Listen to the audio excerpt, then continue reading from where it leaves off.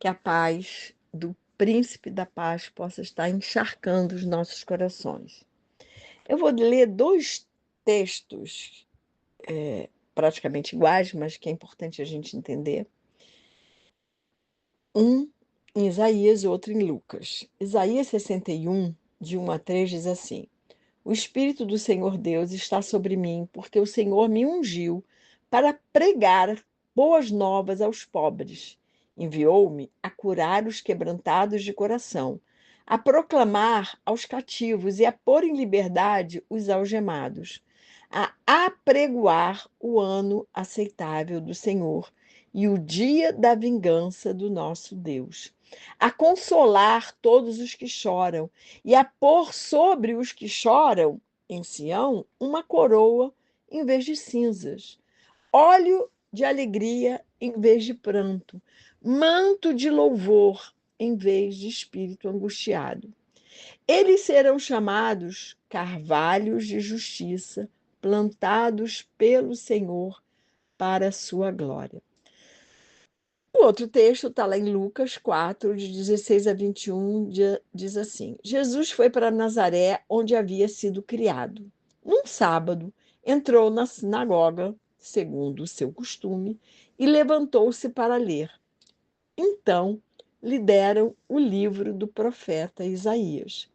E, abrindo o livro, achou o lugar onde está escrito: O Espírito do Senhor está sobre mim, porque ele me ungiu para evangelizar os pobres.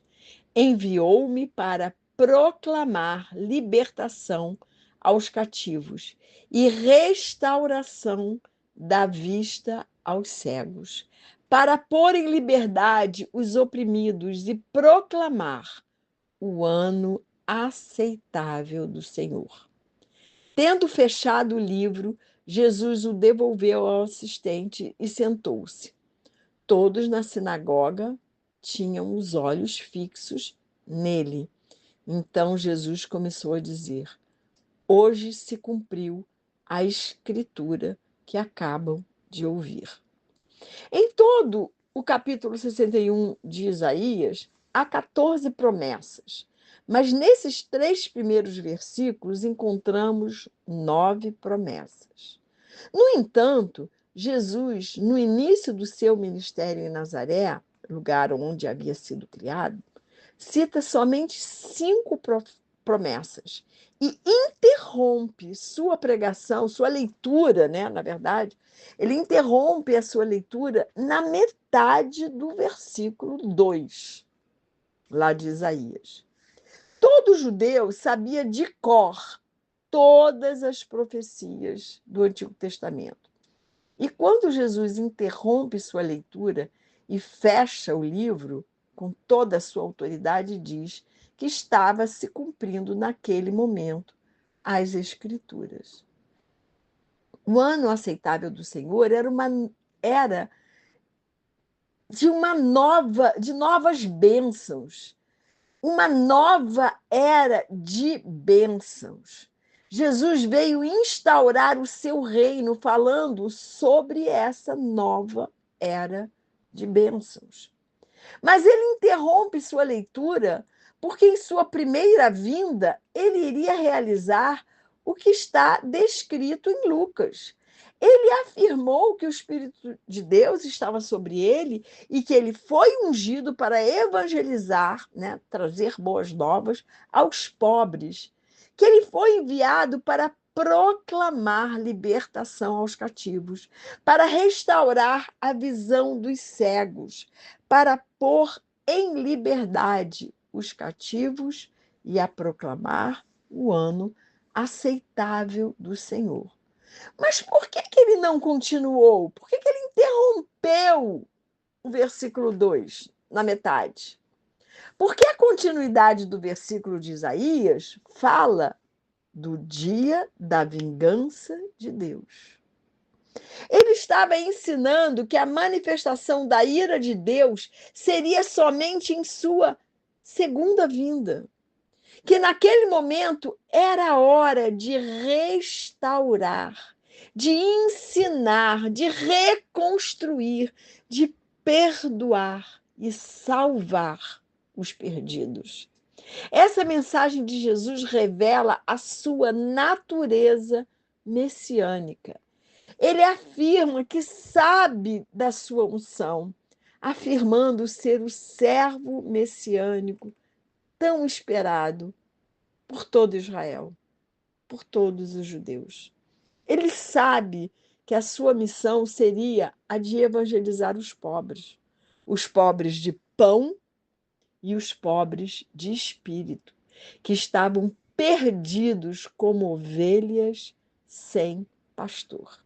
Ele sabia que a sua missão era a de proclamar a libertação aos cativos, não mais os cativos pela Babilônia, mas os cativos pelo pecado, os escravizados por suas enfermidades, dores e toda sorte de escravidão da carnalidade, escravidão pelo pecado. E em sua missão estava incluído dar vista aos cegos. Jesus queria restaurar a visão dos que eram cegos fisicamente. A gente sabe que ele deu vista a muitos cegos de nascença, cegos fisicamente, mas também queria dar visão aos cegos espirituais, para que enxergassem seu reino com toda a sua glória e beleza. E quando ele diz que foi ungido para pôr em liberdade os cativos, ele está se referindo à cura de enfermos. Se lermos o restante do capítulo, vemos inúmeras curas que Jesus realizou. Realizou expulsão de demônios, perdoou pecados e ensinou a ética que promovia a justiça social. E, por fim, ele fala que estava proclamando o ano aceitável do Senhor, estabelecendo uma nova era, um novo momento, um novo jeito de se viver. Jesus estava dizendo que veio para libertar todo aquele que estivesse cativo e escravizado pelo pecado, pela ignorância e por todo tipo de injustiça social. E ele fez isso há 2000 anos atrás e continua a fazer, porque ele é o mesmo ontem, hoje e o será eternamente. E ele quer que todos nós que o seguimos façamos o mesmo, porque o Espírito Santo desceu sobre todo aquele que crê lá no dia de Pentecostes, que é relatado em Atos 2, nos ungindo para fazer tudo o que ele fez aqui na terra.